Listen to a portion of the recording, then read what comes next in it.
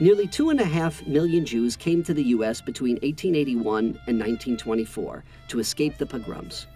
Unfortunately, many of the Jews raised in the U.S. wanted to Americanize and associated Americanizing with rejecting the European ways of their parents and grandparents, thereby casting aside their orthodoxy and, in many cases, their religion in general.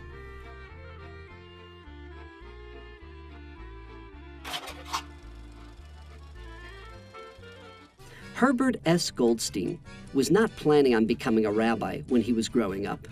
He was born in 1890 in the Lower East Side and accepted into Columbia Law School. Suddenly, he had an epiphany. If there was one thing the Jewish people didn't need, even then, it was another lawyer. If there was one person the Jewish people always need, it is a rabbi who can excite the people of his generation and inspire them to keep the faith. A maverick, even before becoming known as the Maverick Rabbi, he got ordained by the then borderline Orthodox conservative JTS, as well as by two prominent Orthodox rabbis. This made him the first American-born Orthodox rabbi to graduate a rabbinical academy. But what or who was another source of inspiration behind the Maverick Rabbi? As everyone knows, behind every great man is a greater woman. This woman was the daughter of the influential philanthropist Harry Fischel, who anonymously donated the first building of the institutional synagogue that Goldstein was destined to establish. She and her father also supported many of Goldstein's other initiatives. After seeing many of his peers abandoning orthodoxy, Goldstein had a brilliant idea. Why not create a center for assimilating Jewish immigrants as a place of recreation, prayer, and Jewish education for every age group? He built a state-of-the-art gym and a swimming pool, along with a Hebrew school and a youth-oriented place of worship. Thus, the institutional synagogue was founded in 1917. From the pool to the shul, Rabbi Goldstein introduced adult education and guest speakers. Rabbis, chief rabbis like Rav Kook, politicians, and celebrities all inspired their listeners to Judaism or Americanism or both. People who came there merely for a swim or to relax gradually became drawn in to the mega institution's other activities. Finally, reflecting the realities of the times, Rabbi Goldstein introduced a weekly Oneg Shabbat Friday night. He delivered a sermon during the Friday night service. I want to say the words of King Solomon. Eva time, see a life and a long life. The program was geared toward people who felt compelled to work on Saturday mornings. Rather than reject them, he embraced them, and he allowed them to share in the Shabbat experience until they felt they could observe the Shabbat more fully. Reflecting Rabbi Goldstein's knack for changing the way things are done while maintaining the core elements of Judaism, the Orthodox Union published a special issue of Jewish Action on the changing American rabbinate. On the cover was Rabbi Goldstein with one hand on Harry Fischel's shoulder and one on the shoulder of his son-in-law and successor, Rabbi Reichel.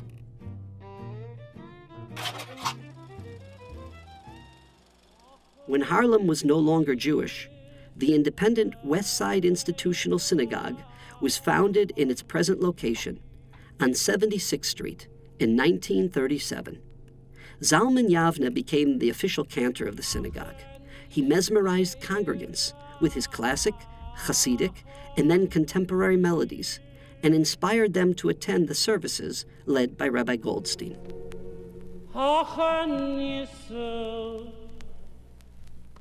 Rabbi Goldstein passed away in 1970, but his memory lives on. His son-in-law, Rabbi O. Usher Reichel, rejected offers from other leading synagogues to share and then take over the pulpit at the West Side Institutional Synagogue. He passed away as Rabbi Emeritus in the synagogue's 95th year. For the past 32 years, the baton of active leadership has passed from rabbi to rabbi outside of the family, with his son, Rabbi Aaron, serving as the synagogue's historian and bridging the generations. In the past 32 years, a succession of inspiring rabbis have occupied the pulpit.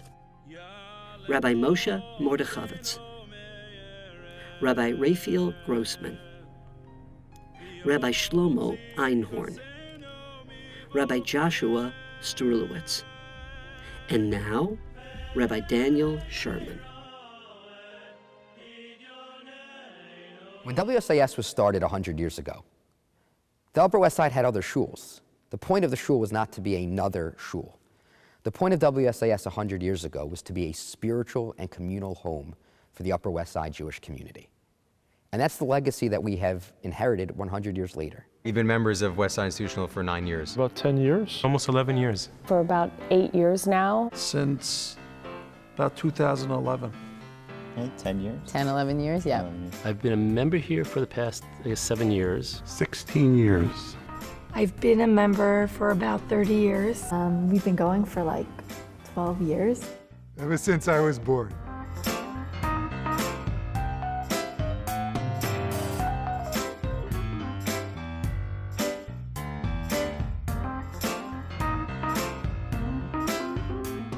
What's unique about it is that shuls with such a rich historical legacy going so far back and so important to the history of American Judaism usually take that aspect so seriously that it gets in the way of progress and development.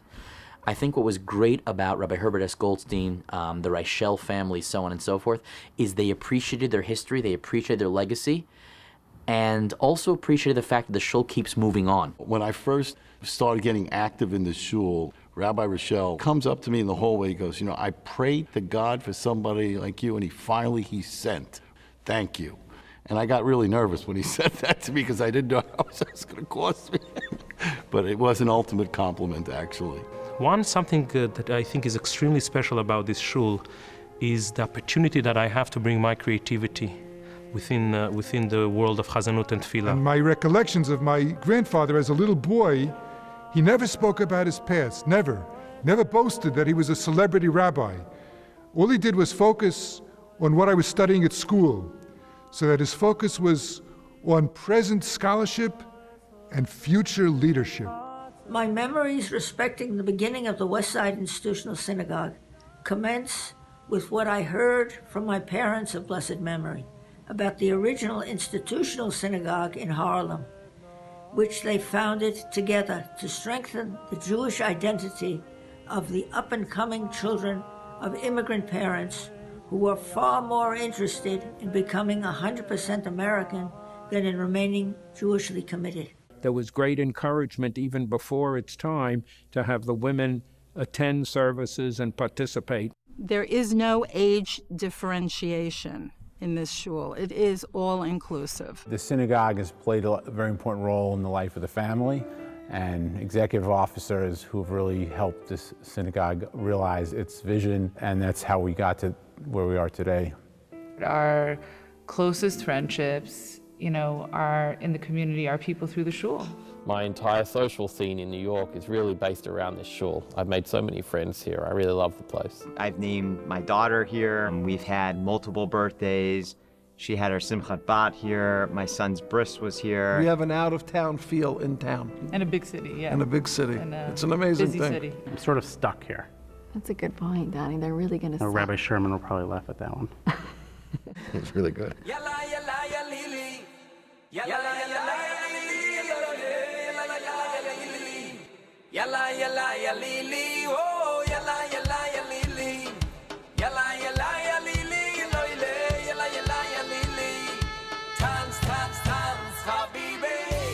West Side Institutional is known for its ability to provide programming throughout the year on a monthly basis. There was never programs in my shul where I grew up. You came, daven, went home. Here, there are many, many programs, and it's exciting that you feel that the kids are part of a community, it provides more than just the davening. We got together and asked to use the function hall at West Side Institutional for Simchas Torah. And it was, I think, 7 or 8 friends, and the first year we had maybe 200 people.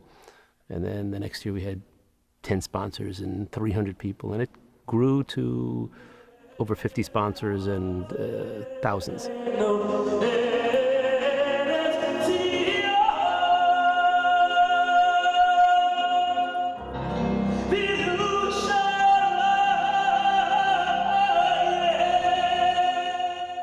Today, WSIS is buzzing with energy. People from the Upper West Side community converging on the synagogue for Israel's Independence Day.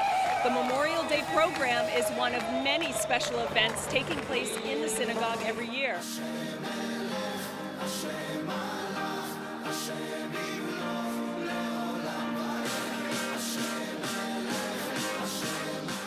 As long as they leave the building with a smile on their face, I know that I've done my job. It's important to bring people together, and I feel that's why the young generation chose to make here a party upstairs, because they love this place. One of the most memorable moments of our time in West Side Institutional was the fact that when tomorrow night officially received the mandate to be the rabbi and rebbitzin of the community, to receive so many text messages and phone calls and voicemails and emails wishing us a mazel tov showed us that we are really a part of the community. I remember the first time we were here for the High Holy Days, and the person who was blowing shofar lost his voice. And I remember my husband volunteered to step in, having had no real training. It really secured our place in the shul and our feeling of being connected. A few years ago, I was singing the ABC at the Purim Carnival. There's nothing in this world like davening and all of a sudden one of your grandchildren running in to give you a kiss before they go to groups. The naming of our daughter Elisa, the bris of our son Alan, the naming of our daughter Annabelle. The bat mitzvah for our daughter Kaylee. One day it was pouring rain outside and everyone was completely drenched when they got to my house. At first I felt so uncomfortable, I felt so bad for them, but instead of it being something where they would just sit there awkwardly at the rabbi's home, we gave them t-shirts, we gave them skirts, and everyone changed and everyone sat in my home not only as the rabbi and rebbitzin and our congregants, but really as a WSIS family. Then Elon gave his speech. It was really a beautiful thing from the heart. And anybody who, he spoke about the things that were his passions in life. Well, the best part was when he spoke, the community was completely silent for him. You could hear a pin drop, and it was amazing. That's one of the things you look for when you come to a community like this, is these kind of spiritual moments when you just get uplifted. And so for us, that was a very special time. Hearing Chazan Zevi is just a wonderful experience. I learn with the rabbi every week. The rabbi and the Chazan really enhance our spiritual lives here. My kids look forward to coming here every week, seeing the rabbi, asking the rabbi questions, davening with Chazan Zevi. One of the highlights of my week is seeing all the kids come into shul when shul is almost over by Aleinu, and they come and sing Adon Olam. The bima is filled with young faces, smiling faces, and the Chazan helping them along. It's just a very warm community. And when I think about what makes WSIS special, and what I tell people when others ask me what's so unique about West Side Institutional Synagogue, it's the fact that for the last 100 years we have been a home to every Jew in the community.